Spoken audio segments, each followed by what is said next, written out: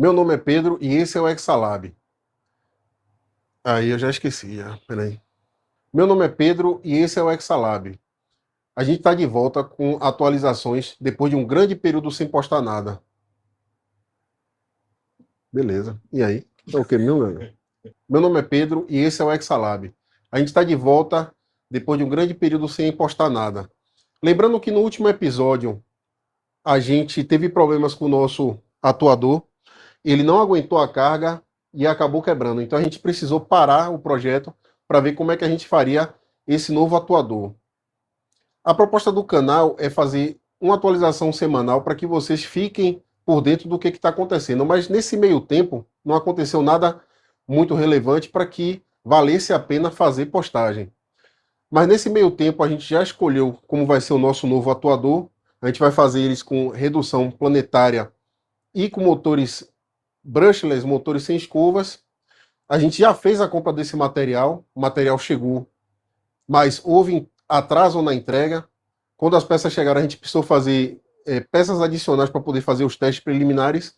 Houve também atraso com a confecção desse material, sem falar dos drivers, que são circuitos eletrônicos que acionam esses motores que foram extraviados e não chegaram. Então houve também a necessidade de a gente fazer os nossos próprios drivers. Agora eu vou mostrar para vocês como é que vai ser feito nosso novo atuador.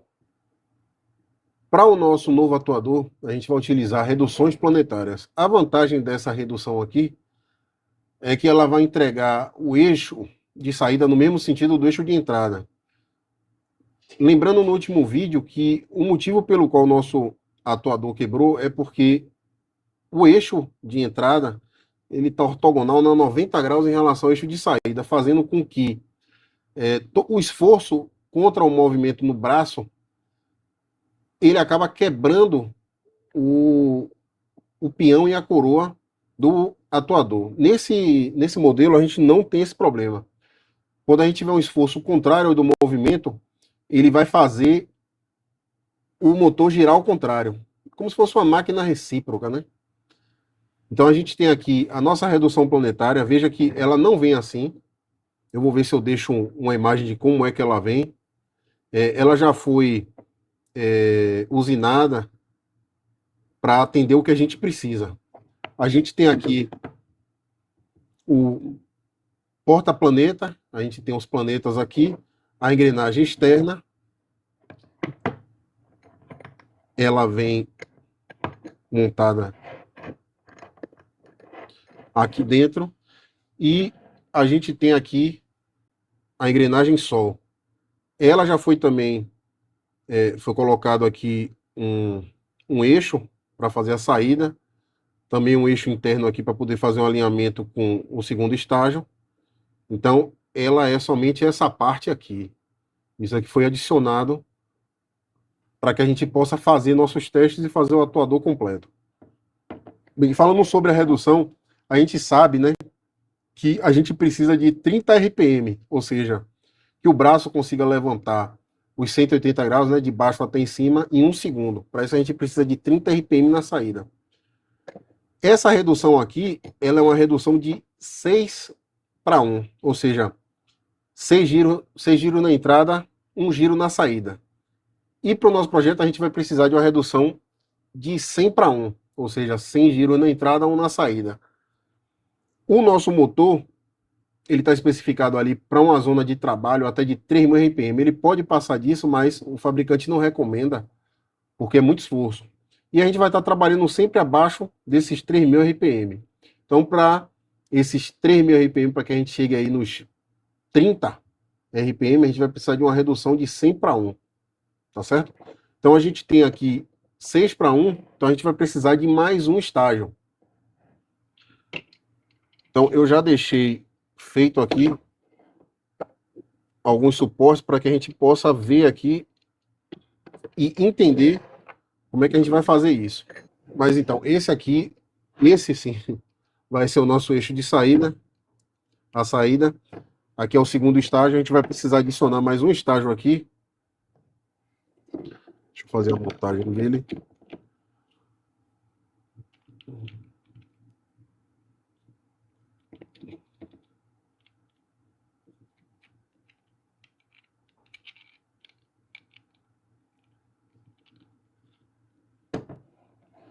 O primeiro estágio, a saída do primeiro estágio vai ser conectada à entrada desse segundo estágio.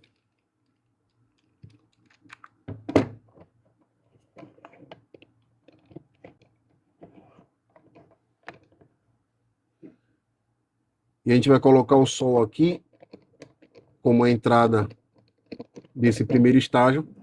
E agora, aqui, a gente tem uma redução de 6 e outra redução de 6 em série. A regra para reduções em série é que uma é multiplicada pela outra, ou seja, a gente tem 6 vezes 6, 36 para 1. Ou seja, a gente vai precisar dar 36 voltas, 36 giros aqui na entrada, para que a saída dê um giro. Mas como a gente precisa chegar em torno de 100, a gente vai precisar de mais um estágio. E como as relações de redução planetária geralmente são muito grandes, a gente vai fazer esse outro estágio com polia. A gente vai precisar aí de uma relação de mais ou menos 3 para 1, para que a gente saia desses 36 e chegue aí em torno de 108. A gente vai colocar a polia maior aqui e no nosso motor a gente vai colocar a polia menor.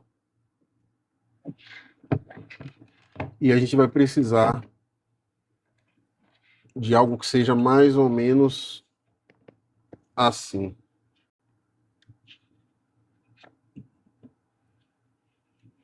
Então, é isso aqui que a gente vai precisar para o nosso atuador. Então, agora aqui a gente tem uma relação aqui de 3 para 1 e uma relação de 6 e outra de 6. Então, 6 vezes 6, 36, com essa relação aqui de 3 para 1, 108. Quer dizer que a gente vai precisar dar 108 giros com o motor para que aqui no eixo de saída, que vai ser o eixo do braço em si, ele dê um giro, 108 para 1. Isso quer dizer também que a força desse motor vai ser multiplicada por 108 vezes. Esse motor aqui, ele já é um motor extremamente forte. Esses motores BLDC, veja que ele tem os ímãs aqui fora, a gente tem um bobinado ao redor daqui, dá até para ver eles. Aqui fora tem os ímãs, e quando a gente faz o acionamento dele sequencial, pela distância do eixo, acaba gerando muito torque. Então a gente vai ter um atuador muito forte. Claro que, como essas peças foram feitas à mão, né, foram feitas em torno manual, não foi nada com CNC, tem com certeza imperfeições que vai acabar diminuindo a eficiência dessa redução, mas nada que vai impossibilitar o trabalho. Com certeza a gente vai ter um torque muito alto aqui nessa saída. Então, basicamente isso que a gente vai precisar fazer. Bem, como eu havia dito antes, a gente comprou os drivers, mas eles não chegaram, foram extraviados e até agora a gente não recebeu. Então a gente vai ter que fazer o nosso próprio driver. O driver é o circuito que controla o motor. Então a gente tem que conhecer esse motor, porque o acionamento dele não é tão simples quanto o que a gente estava utilizando. Aquele motor era um motor com escovas, e bastava injetar a tensão de uma bateria ou de uma fonte no motor que ele girava. Invertendo a polaridade dos fios na bateria ou na fonte, ele gira para o outro lado. Esse motor aqui ele é diferente, ele é um motor trifásico, e a gente vai precisar fazer o acionamento sequencial das bobinas dele para que ele faça o giro. E a gente vai utilizar esse motor porque ele atinge alta velocidade e ele também produz grande torque. Então a gente prefere utilizar esse motor porque a gente tem certeza que ele vai conseguir dar conta do trabalho. A gente tem aqui uma versão simplificada, eu não vou entrar em muito detalhe porque senão pode ficar maçante, mas a gente tem uma versão simplificada desse motor para que a gente entenda no nível mais básico o que está acontecendo.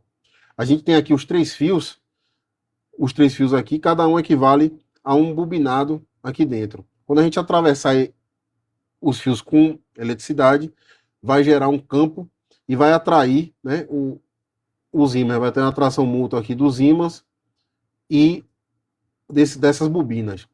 A gente tem aqui o bobinado dos três fios. No motor, a gente vai ter ele se repetindo. Veja que aqui a gente tem 3, mas aqui a gente tem 36, certo? Então a gente tem esses bobinados se repetem ao longo do motor.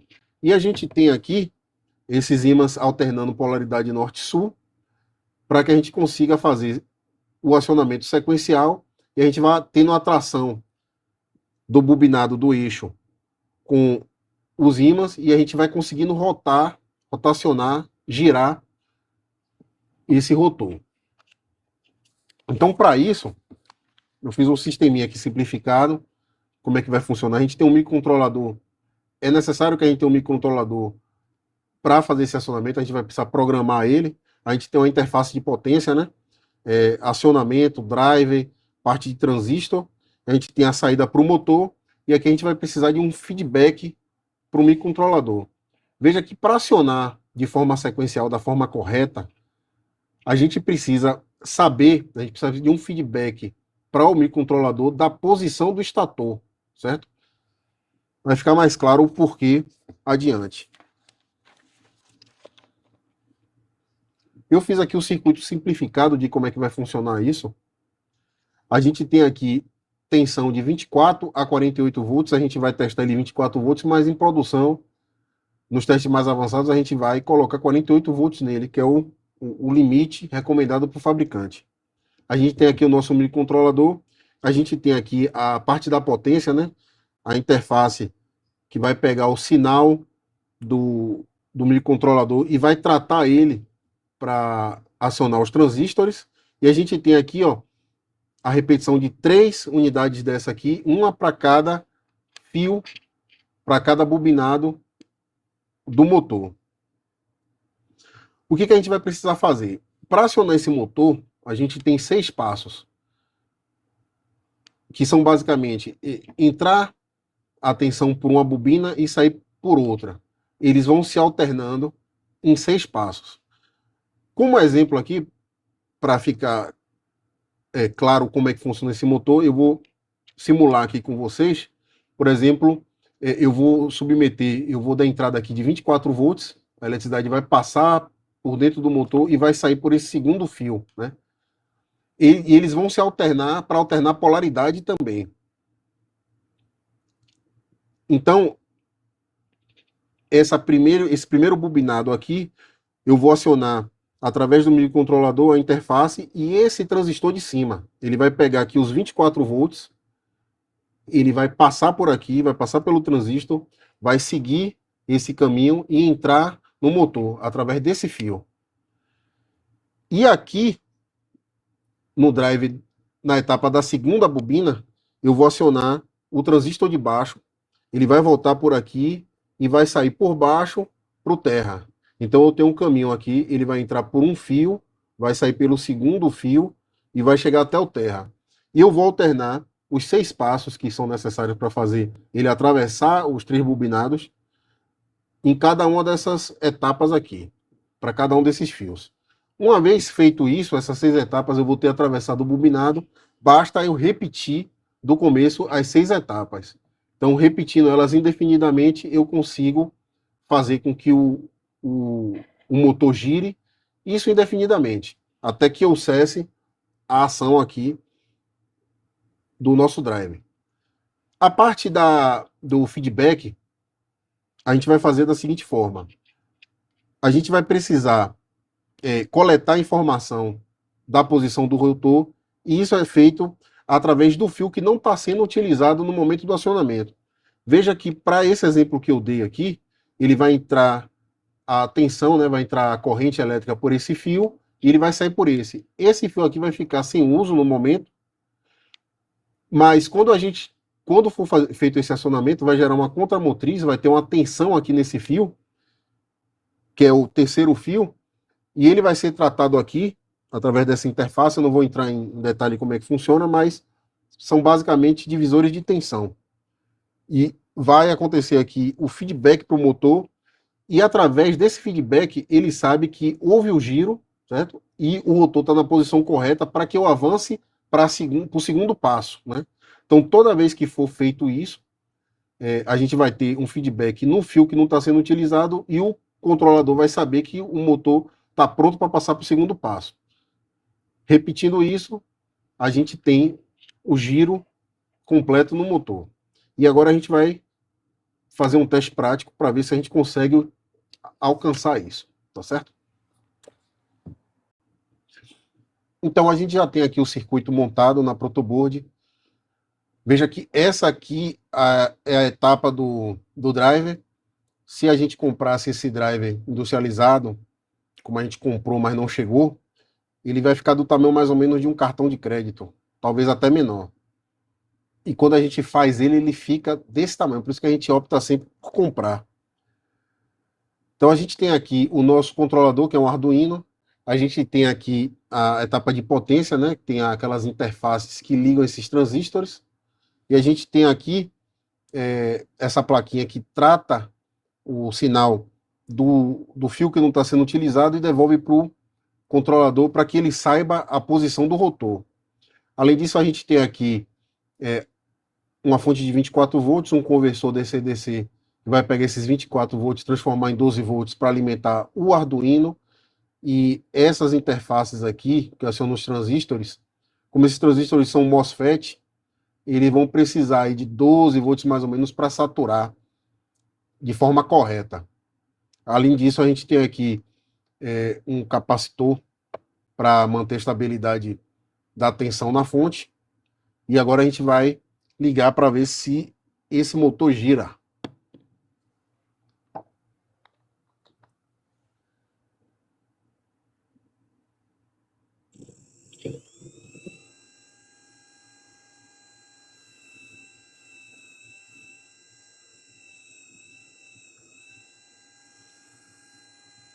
Veja que nesse momento aqui a gente só tem programa no Arduino para poder fazer ele girar nesse sentido. A partir daqui a gente vai precisar fazer ele girar no sentido contrário, a gente vai precisar fazer também controle de aceleração, controle de torque, controle de posicionamento. Então aqui é só uma versão de teste, ele só vai girar nesse sentido, só para a gente ver se está tudo funcionando de forma correta. A partir daqui agora a gente vai pegar esse circuito e soldar numa placa padrão para que a gente consiga trabalhar melhor, não fique trabalhando dessa forma. Então, como já foi dito, além de fazer a placa e um algoritmo para controlar o motor, a gente vai precisar também de um encoder. Veja que a gente poderia utilizar o feedback do rotor, da posição do rotor, para poder fazer o controle do braço, mas com certeza esse motor aqui vai ter escorregamento e isso vai trazer problema para a gente. Então a gente vai colocar um encoder, provavelmente magnético, para que a gente possa fazer o controle da posição do braço. Como a gente já tem esse material, vocês podem esperar atualizações mais frequentes aí para os próximos episódios. E se você ficou até aqui, curta esse vídeo, se inscreva no canal, deixe um comentário, compartilhe com um amigo seu. E até a próxima. Meu nome é Pedro e esse é o Exalab.